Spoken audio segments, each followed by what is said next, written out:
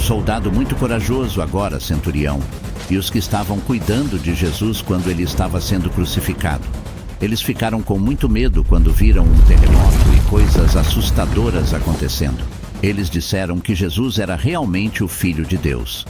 O trabalho do centurião era garantir que a crucificação de Jesus fosse feita, sem problemas. Ele era um soldado muito corajoso, que subiu de cargo porque era inteligente e valente. Mesmo sendo durão, ele reconheceu que Jesus era especial e inocente. Mateus 27:54. Ora, o centurião e os que com ele guardavam Jesus, vendo o terremoto e as coisas que aconteciam, tiveram grande temor e disseram: verdadeiramente, este era Filho de Deus. Jesus estava na cruz, e o homem que cuidava das coisas começou a sentir uma mistura de emoções. Ele percebeu que tinha ajudado a crucificar um homem que não fez nada de errado. Não eram palavras de alguém com medo ou fácil de enganar, mas pensamentos sérios de um homem que já tinha muita experiência. Ele sabia que os líderes religiosos judeus colocaram Jesus na cruz porque estavam bravos, mas o chefe dele, Pôncio Pilatos, achava que Jesus era inocente. O centurião concordou com Pilatos porque, ao ver tudo o que aconteceu, percebeu que Jesus era mesmo especial. Mesmo que ele já tivesse visto muitas crucificações, algo muito diferente aconteceu nessa, e ele decidiu acreditar em Jesus. A primeira vez que Jesus respondeu à injustiça que estava enfrentando foi quando foi maltratado por seu próprio povo, passando por prisões e julgamentos. Mesmo que o homem que supervisionou muitas crucificações estivesse lá, Jesus ficou em silêncio quando o sumo sacerdote o questionou. O sumo sacerdote pediu a Jesus que jurasse dizer a verdade sobre ser o Cristo, o Filho de Deus. Jesus respondeu, como está registrado em Mateus 26:63-64. Você o disse. No entanto, eu vos digo que no futuro vereis o Filho do Homem sentado à direita do Todo-Poderoso e vindo sobre as nuvens do céu.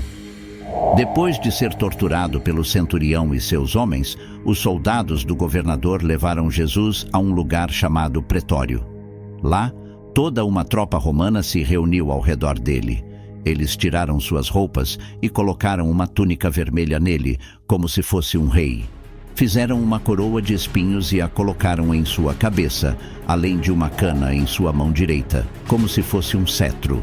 Eles até se ajoelharam diante dele, mesmo fazendo coisas ruins.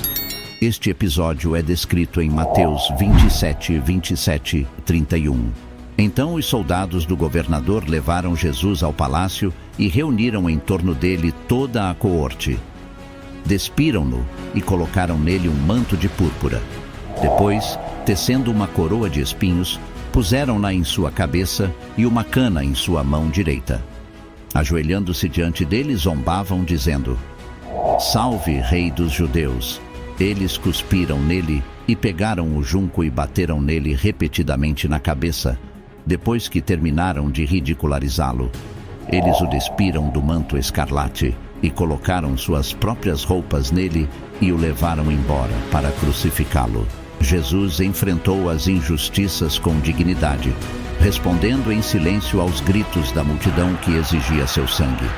O sumo sacerdote incitou a multidão a pedir a libertação de Barrabás em vez de Jesus, e Pilatos, sem entender por quê, cedeu à pressão da multidão, permitindo que Barrabás fosse libertado e Jesus fosse entregue para ser crucificado, como registrado em Marcos 15, versículo 11 ao 15. Mesmo diante dessa terrível situação, a preocupação principal de Jesus era o perdão.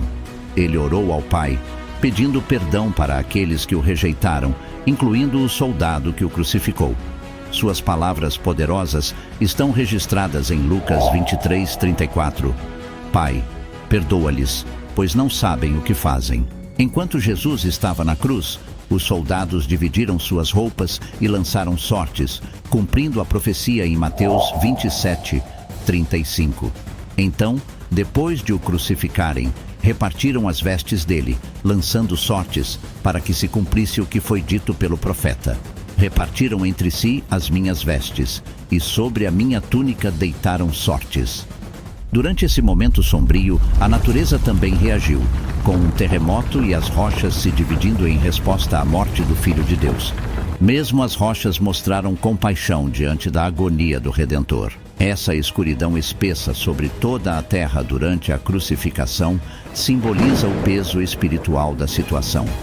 Embora os corações dos homens não tenham respondido aos gritos agonizantes de Jesus, as rochas se partiram em compaixão.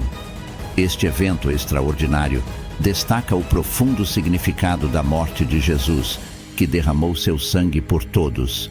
Naquela tarde sombria, a profecia bíblica de Amós foi cumprida, onde Deus disse que faria o sol se pôr ao meio-dia e escureceria a terra em plena luz do dia. Amós 8:9. E sucederá naquele dia, diz o Senhor Deus, que farei que o sol se ponha ao meio-dia, e em pleno dia cobrirei a terra de trevas. Isso ocorreu enquanto Jesus estava na cruz, e a escuridão durou até a hora 9, por volta das 3 da tarde. Essa escuridão sobrenatural não podia ser explicada por um eclipse, já que a lua estava cheia naquele momento. Nesse período, houve também um terremoto, indicando a magnitude dos eventos que estavam ocorrendo. A natureza estava reagindo à morte do Filho de Deus, e até as rochas foram divididas. Ao mesmo tempo, os túmulos foram abertos, e muitos santos ressuscitaram após a morte de Jesus, conforme registrado em Mateus 27, 52 e 53. Os sepulcros se abriram, e muitos corpos de santos que tinham dormido foram ressuscitados, e saindo dos sepulcros, depois da ressurreição dele, entraram na Cidade Santa e apareceram a muitos. A crucificação de Jesus teve um impacto profundo até mesmo nos corações endurecidos, como o centurião romano, que testemunhou esses eventos dramáticos. Ele reconheceu que Jesus era o Filho de Deus, um reconhecimento que ecoou por séculos na tradição cristã. Os eventos na cruz não apenas transformaram a vida do centurião, mas também deixaram uma marca duradoura nas mulheres, incluindo Maria Madalena, que seguiam e ministravam a Jesus desde a Galileia. A mensagem da cruz é poderosa e continua a transformar vidas, como evidenciado pela possível conversão do centurião. Assim como o apóstolo Paulo nos lembra em 1 Coríntios 1:18, a mensagem da cruz pode parecer loucura para alguns, mas para aqueles que são salvos é a manifestação do poder e sabedoria de Deus. Jesus desistiu da vida para que pudéssemos viver, e agora a escolha está em nossas mãos. A cruz é o lugar onde os corações encontram um terreno plano para se ajoelhar e abraçar o Cristo que morreu por nós. Que possamos buscar conhecê-lo mais profundamente e compartilhar a comunhão de seu sofrimento, sendo transformados à sua semelhança.